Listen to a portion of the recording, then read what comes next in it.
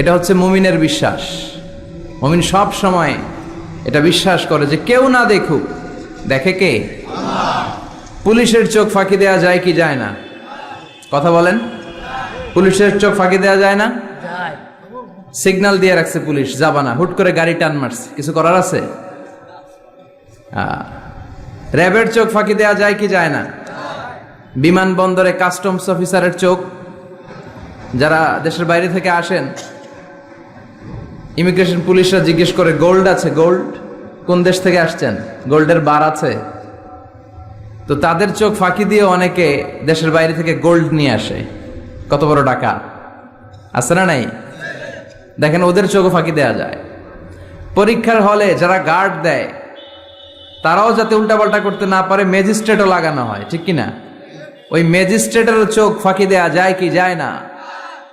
ফাঁকি দেওয়া যায় না শুধু একজনের চোখ। এজন্য আমি সবসময় বলি যে কেউ যেটা দেখে না দেখে কে? কেউ যেটা শোনে না শোনে কে? আপনি যখন যে মুহূর্তে যেভাবে আল্লাহ তাআলাকে ডাক দেন তিনি শুনতে পায়। নাকি মাঝরাতে ডাক দিলে শোনে না? তুফানে পড়ে ডাক দিলে শোনে না? ভূমিকম্পের মাঝখানে ডাক দিলে উনি শোনে না?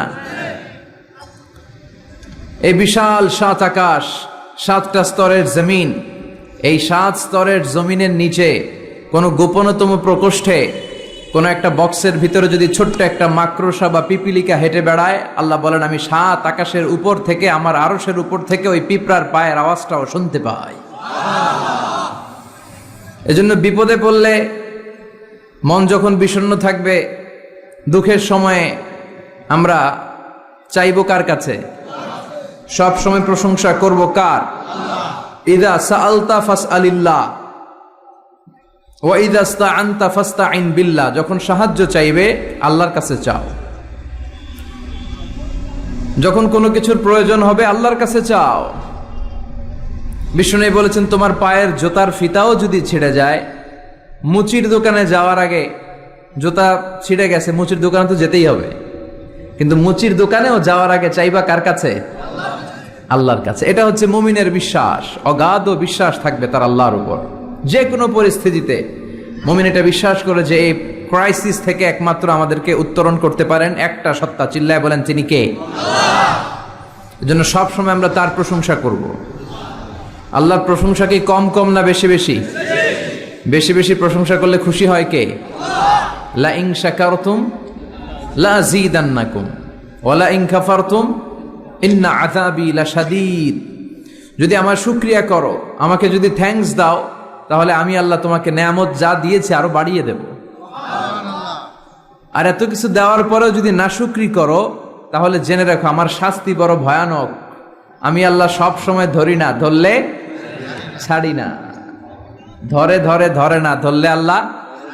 মনে থাকবে এই কথাগুলো? আল্লাহ ইজ ওয়াচিং মি, মনে রাখবেন। অনেকে আমাদেরকে প্রশ্ন করে যে হুজুর আমি 5 ওয়াক্ত নামাজ পড়ি, ইয়াং ছেলেরা, আমি ইয়াংদের কথা বুঝি, ইয়াংরা আমার কথা বুঝে, আমি নিজেই তো ইয়াং, বুঝতে তো হবেই।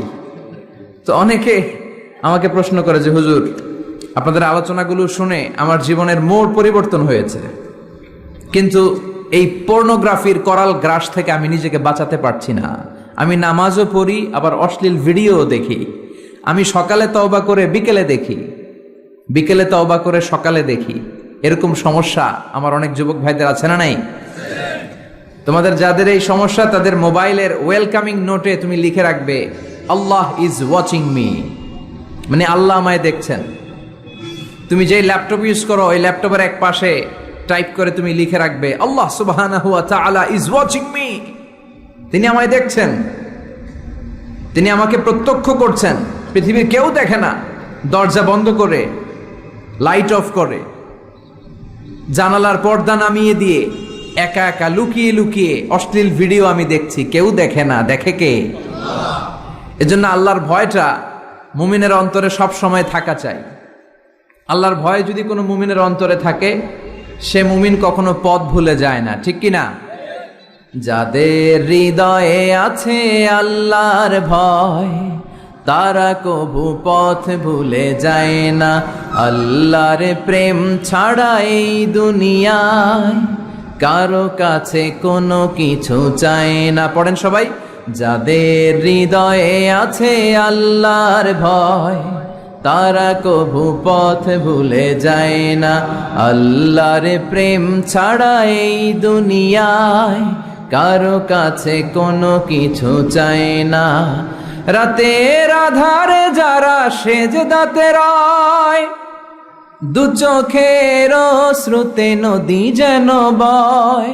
ছলনার হাতছানি যতই আসুক, পেছনে ফিরেও সে তাকায় না। যাদের হৃদয়ে আছে আল্লাহর ভয়, তারা কভু পথ ভুলে যায় না। আল্লাহর প্রেম ছাড়া এই দুনিয়ায় কারো কাছে কোনো কিছু চায় না। চিল্লায় বলেন ঠিক কিনা? আল্লাহর ভয় এটা অনেক দামি জিনিস। এটার নাম হচ্ছে তাকওয়াল্লাহ। এটার নাম কি? তাকওয়া। ওমরে ফারুক উবাই ইবনে কাব রাদিয়াল্লাহু তাআলা আনহুকে জিজ্ঞেস করলো, ইয়া উবাই, মা হুয়া তাকওয়া? উবাই, তাকওয়া কি? হোয়াট ইজ তাকওয়া? What is the definition of তাকওয়া? উবাই ইবনে কাব প্রশ্নের উত্তর না করে ওমরে ফারুককে আবার প্রশ্ন করে বললেন, আমা সালাকতা তরিকান যা শাউক? হে আমিরুল মুমিনিন, আপনি কি কাঁটাযুক্ত কোনো রাস্তা দিয়ে, এমন রাস্তা যে রাস্তার ডানে বায়ে সামনে পেছনে ক্যাকটাসের গুল্মলতা, খালি কাঁটা, এই কাঁটাযুক্ত কোনো রাস্তা দিয়ে কি আপনি কখনো হেঁটে যান নাই? ওমরে ফারুক বললেন, বালা, আমি হেঁটে গিয়েছি। উবাই বললেন, ওই রাস্তা দিয়ে হাঁটার সময় আপনি কেমন করে হেঁটেছেন? ওমরে ফারুক বললেন, ইজতাহাদতু ওয়া ইশতাম্মারতু, আমি এমন ভাবে হেঁটে গিয়েছি যাতে আশেপাশের ডানে বায়ে কাঁটা আমার গায়ে না লাগে, আমার জুব্বায় না লাগে। আমার জুব্বাটা ধরে আঁটো সাঁটো করে সন্তপর্ণে খুব সচেতনতার সাথে আমি হেঁটে গিয়েছি যাতে কাঁটা গায়ে না বিধে। উবাই বললেন, হাযা হুয়া তাকওয়া, এটাই তো তাকওয়া, এটাই তাকওয়া। এমন ভাবে এই পৃথিবীতে আপনাকে চলতে হবে যাতে শয়তানের কোনো হাতছানি, কোনো পাপ, কোনো পঙ্কিলতা, কোনো ধরনের অশ্লীল বিষয় আপনার গায়ে পৌঁছতে না পারে। এটাই তাকওয়া। বিশ্বনবী একবার খেজুরের ডালা ভেঙে মরুভূমির মধ্যে একটা দাগ টানলেন, লম্বা দাগ টেনে সাহাবাদেরকে বললেন, হাদা সিরাতুল মুস্তাকিম, এটার নাম সিরাতুল মুস্তাকিম। তারপর ডানে বায়ে দুই দিকে অনেকগুলো ছোট ছোট দাগ কাটলেন, বললেন, হাদিহি সুবুলুশ শয়তান, ডানে বায়ের রাস্তাগুলো এগুলো শয়তানের রাস্তা। ডান দিক থেকে বাম দিক থেকে তোমাকে শয়তান হাতছানি দিবে। গানের কনসার্টে চলো, দুম্মা চলে ধুম দেখতে চলো, জুয়াবাজিতে চলো, নিষিদ্ধ পল্লীতে চলো, একটার পর একটা হাতছানি আপনাকে ডানে বায়ে সামনে থেকে পেছন থেকে আপনাকে গ্রাস করে ফেলতে চাইবে। কিন্তু মুমিন যখন সিরাতুল মুস্তাকিমের পথে একবার উঠেছে, এই পথটা শুরু হয়েছে দুনিয়া থেকে, এটার ওই প্রান্তে আছে জান্নাতুল ফেরদাউস। ঠিক কিনা? এজন্য প্রতিদিন সালাতে আমরা পড়ি ইহদিনাস সিরাতাল মুস্তাকিম। যে যুবকদের এই সমস্যা আছে, পর্নোগ্রাফির সমস্যা, এটা জাতীয় সমস্যা বাংলাদেশের জাতীয় রোগের নাম ডায়াবেটিক্স। জাতীয় রোগের নাম কি? আর যুবকদের জাতীয় সমস্যা হচ্ছে কি? পর্নোগ্রাফি। স্মার্টফোনগুলো আমাদেরকে স্মার্ট না বানিয়ে আমাদেরকে শেষ করে দিচ্ছে। ঠিক কিনা? এজন্য আপনার একটা শক্ত সিদ্ধান্ত পারে আপনাকে জান্নাতি বানাতে, আর আপনার দুর্বল সিদ্ধান্তটাই আপনাকে জাহান্নামী বানানোর জন্য যথেষ্ট। এজন্য মুমিন মাত্রই তাকে বিশ্বাস করতে হবে, আল্লাহ ইজ ওয়াচিং মি। কি বিশ্বাস করবেন? আল্লাহ ইজ ওয়াচিং মি, আল্লাহ আমায় দেখছেন। কেউ দেখে না, কারো দেখার দরকার নাই, কিন্তু আমার আল্লাহ দেখে। ঠিক কিনা? এটাই সবসময় মুমিনের অন্তরে থাকতে হবে। এটার নাম ঈমান, এটার নাম তাকওয়া। এই তাকওয়া নিয়ে যেন আমরা মরতে পারি, আল্লাহ তুমি তৌফিক দাও।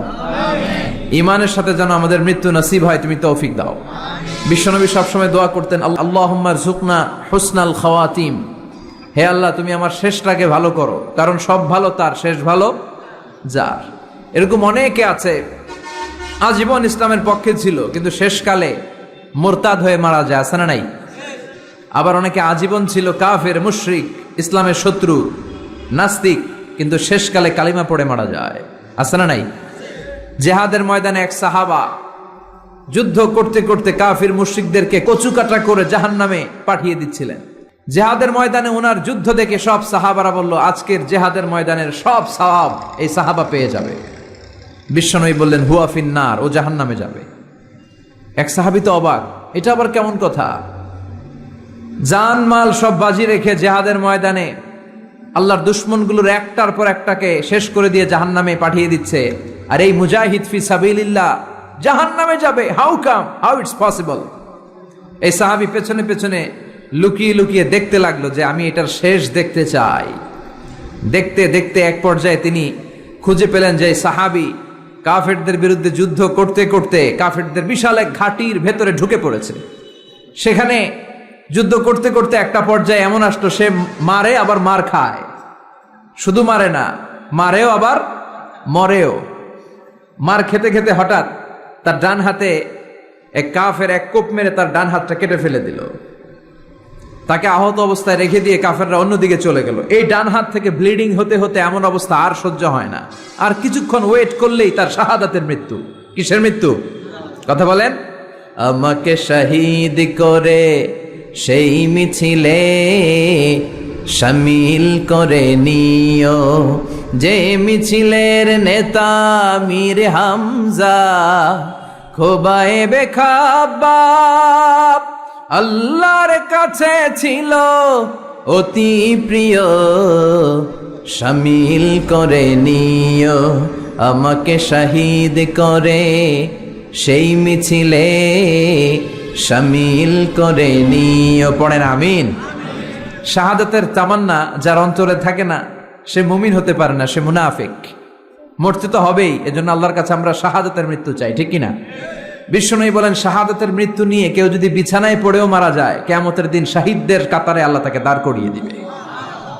তো যুদ্ধ করতে করতে ওই সাহাবা আর কিছু সময় অপেক্ষা করলেই শাহিদি মৃত্যু। কিন্তু আর অপেক্ষা করতে না পেরে তলোয়ারটাকে সে মাটিতে গেড়ে ওই তলোয়ারের উপর ঝাঁপিয়ে পড়ল। পেটের এই পাশ থেকে ঢুকে পিঠ দিয়ে তলোয়ার বের হয়ে গেল, ওইখানে শেষ। তার মানে শাহাদাতের মৃত্যু হয় নাই, তার হয়েছে আত্মহত্যা। তার কি হয়েছে? সুইসাইড। মান খাতালা নাফসাহু বিশাইইন উযযিবা বিহি ইয়াউমাল কিয়ামা, যে ব্যক্তি যে জিনিস দিয়ে নিজেকে শেষ করবে কিয়ামতের দিন, ওটাই হবে তার শাস্তি। যে গলায় ওড়না পেঁচিয়ে মারা যায়, ওই মেয়েগুলো in the day of judgment, কিয়ামতে বিচার শেষে জাহান্নামে শুধু ওড়না পেঁচিয়ে মরতেই থাকবে। যে বিষ খেয়ে মারা যায়, ওর শাস্তি হবে জাহান্নামের বিষ খেয়ে খেয়ে সে জাহান্নামটাকে কাঁপিয়ে তুলবে। যে ছুরি ঢুকিয়ে স্ট্যাবিং করে মারা যায়, ও শুধু স্ট্যাবিং করতেই থাকবে জাহান্নামে। তো এই সাহাবা আত্মহত্যা করলেন। পেছন থেকে লুকিয়ে লুকিয়ে যে সাহাবা এই দৃশ্য দেখলো, সে দৌড়ে বিশ্বনবীর কাছে যেয়ে বলল, আশহাদু আন্নাকা মুহাম্মাদ রাসূলুল্লাহ, আমি সাক্ষ্য দিচ্ছি নিশ্চয়ই আপনি আল্লাহর রাসূল। কারণ ওই সাহাবী আত্মহত্যা করে মারা গিয়েছে, তার কপালে শাহাদাত জোটে নাই। এজন্য বিশ্বনবী দোয়া করতে বলেছেন, আল্লাহুম্মা রযুকনা হুসনাল খাওয়াতিম, হে আল্লাহ আমাদের শেষটাকে তুমি ঈমানের মৃত্যু দিও, শেষ সময়টাতে তোমার নাম জপে যেন আমরা পৃথিবী থেকে যেতে পারি, তুমি তৌফিক দাও। চিল্লায় পড়েন আমিন। সব সময় মুমিন ভয় পাবে কাকে? চাইবে কার কাছে? নাকি খাজা বাবার কাছে, বড় হুজুর, ছোট হুজুর? একজনের কাছে আমরা চাইবো। চিৎকার করে বলেন, তিনি কে? তিনি হচ্ছেন আমাদের আল্লাহ। আমরা আল্লাহর দরবারে শুকরিয়া জানাই যে চমৎকার প্রোগ্রামে আল্লাহ তাআলা আমাদেরকে আসার বসার তৌফিক এনায়েত করেছেন। আসুন আমরা সবাই শুরুতে কালিমাতুশ শুকর উচ্চারণ করি। আমরা পড়ি আলহামদুলিল্লাহ। সবাই পড়েন রব্বানা লাকাল হামদ হামদান কাসীরান তাইয়িবান মুবারাকান ফীহি ইয়া রাব্বি লাকাল হামদু কামা ইয়ানবাগি লিজালালি ওয়াজহিকা ওয়া আযীমি সুলতানিকা লাকাল হামদু বিল ঈমান লাকাল হামদু বিল ইসলাম লাকাল হামদু বিল কোরআন। আল্লাহ আজকের এই কথাগুলোকে বলাটাকে শোনাটাকে তুমি কবুল করো। আজকের মাহফিলটাকে তুমি আমাদের নাজাতের ওসিলা বানাও। আরো জোরে পড়ি আমিন।